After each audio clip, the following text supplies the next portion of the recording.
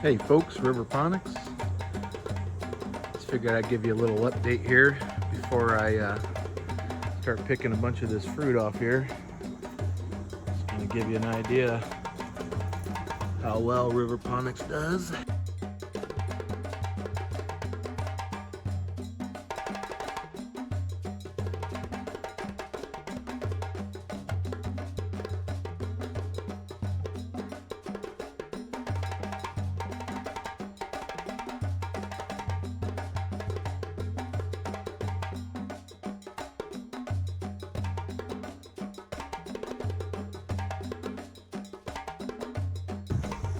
These pepper plants are just massive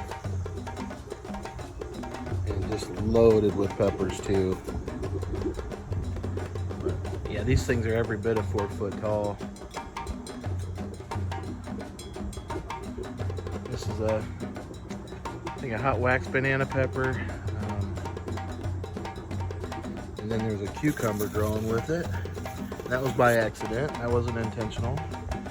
But this cucumber has done really well.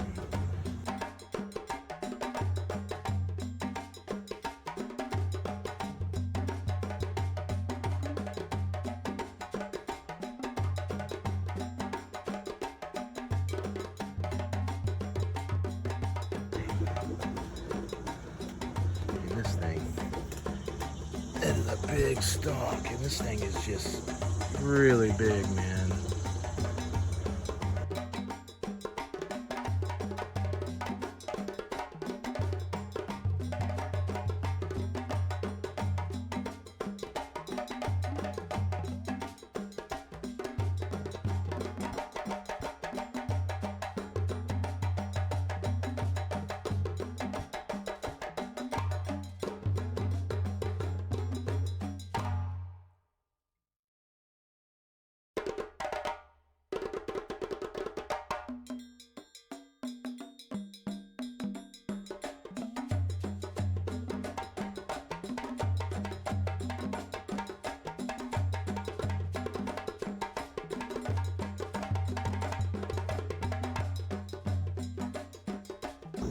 Let me show you another example. See how that is? So let's check it out. So, yeah, there you go. See how I'm training that? And they work themselves around, and there you go. Now it's going to start working its way around and going up that way. But I call it Riverponics, so everything flows like a river in here. It does its own thing. It keeps the water alive. So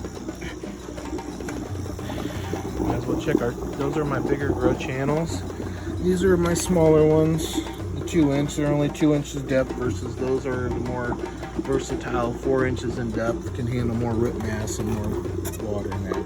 So now like this, the big jalapeno plant. You can see how big that jalapeno is. No roots down there. The other plant's kind of different. It has its own root system and this and that. Now here's it's a poblimo. Get up here, look at it. Poblimo, so you can see it. And the thing's every bit of 4 foot tall, by the way. Big as my thumb. But you can see the roots. The roots are in there. And I've been training those too to come around and start working their way that way, and that's what they're doing.